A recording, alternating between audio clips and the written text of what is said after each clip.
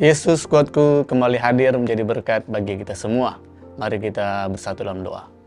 Bapa dalam surga, kami sangat bersyukur ada kesempatan yang Kau berikan lagi bagi kami untuk kami dapat mendengarkan, merenungkan, mempelajari dan menjadikan firman-Mu jadi gaya hidup kami sehari-hari.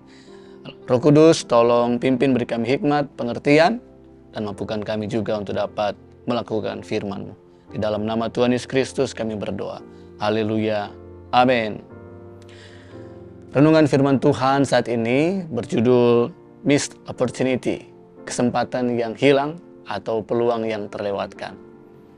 Bapak Ibu Saudaraku yang dikasihi Tuhan, ada banyak kesempatan yang Tuhan berikan kepada kita selama kita hidup dalam dunia ini.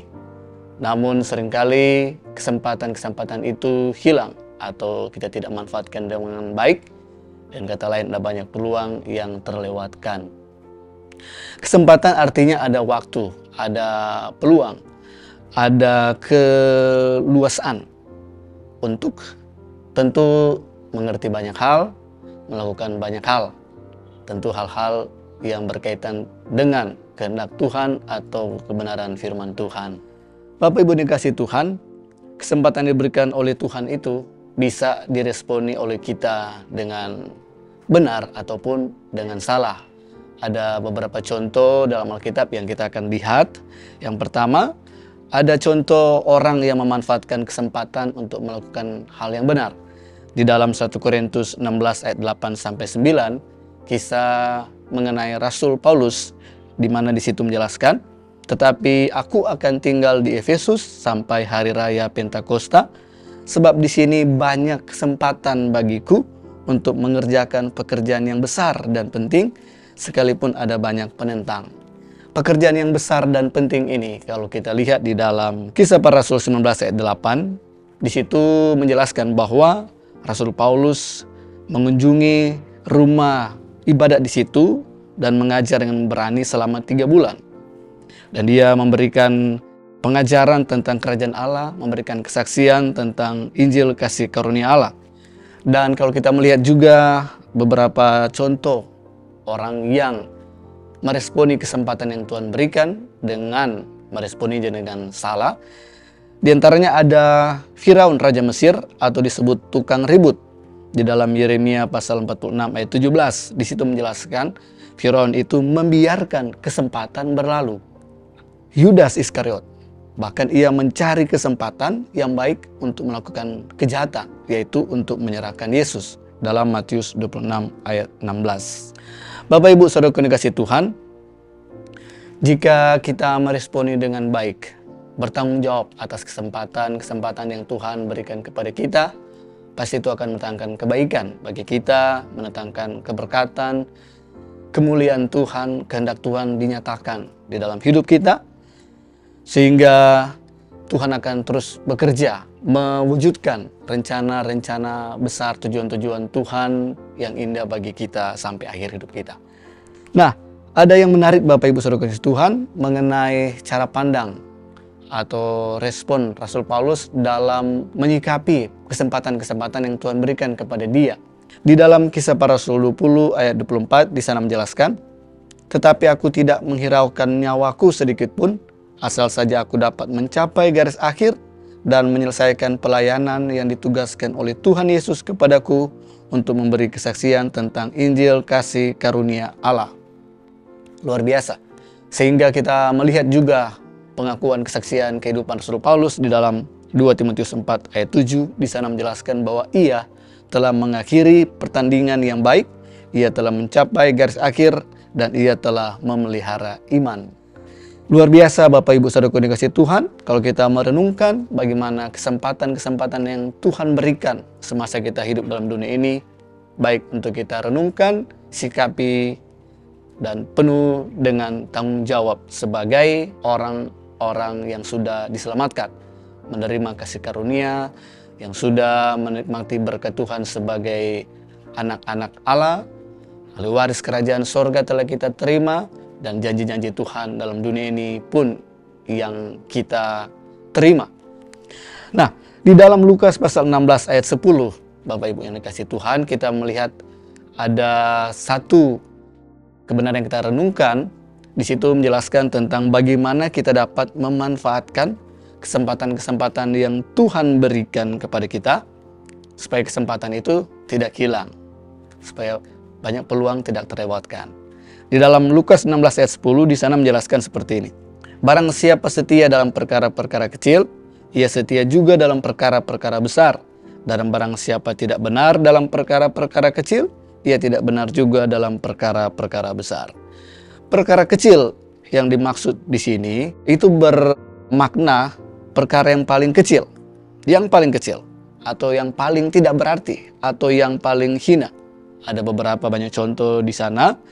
Di antaranya Matius 5 ayat 19a, Efesus 3 ayat 8, Matius 25 ayat 40, Markus 5 ayat 35.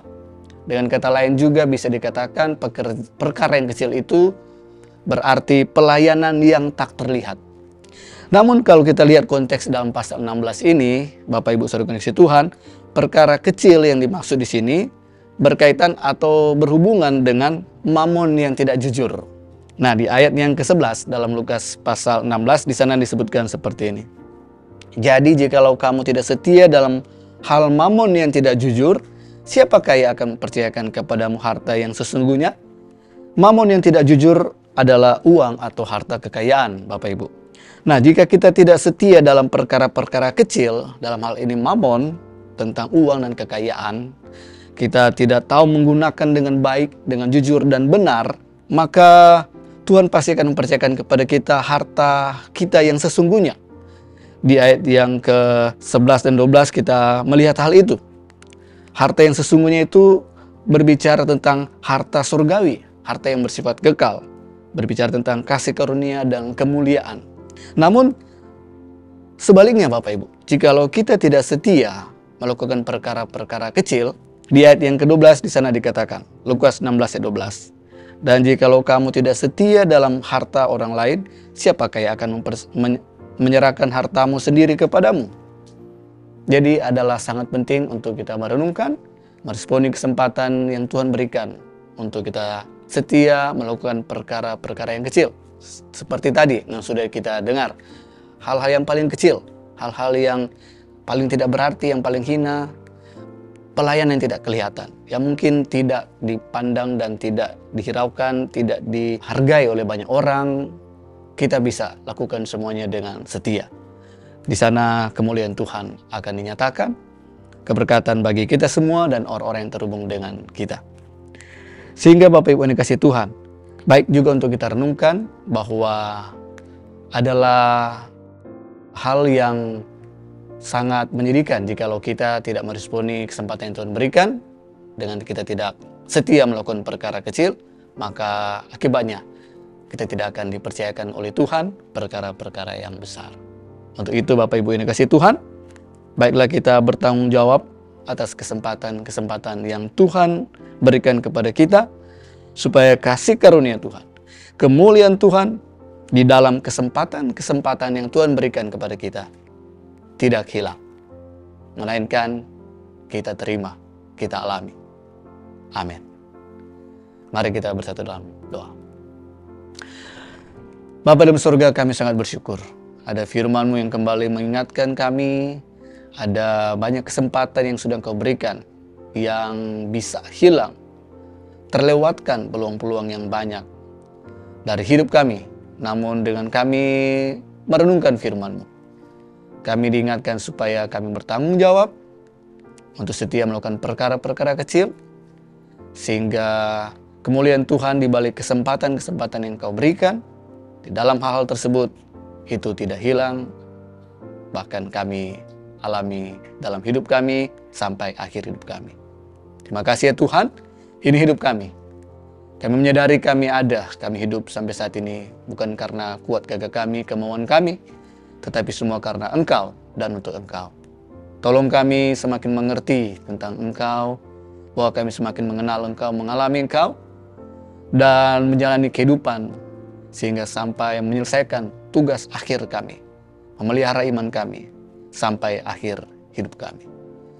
Berkati semua kami umat-Mu ya Tuhan, dengan pribadi, lepas pribadi keluarga, pekerjaan, studi, pelayanan, kami serahkan dalam tangan-Mu. Berkarya terus dalam kami, untuk kami, dan melalui kami. Nama-Mu dimuliakan dalam hidup kami. Kami diberkati, banyak orang pun terberkati melalui kehidupan kami. Ini doa syukur kami, dalam nama Tuhan Yesus Kristus kami berdoa. Haleluya, amin. Bersama Yesus, aku kuat.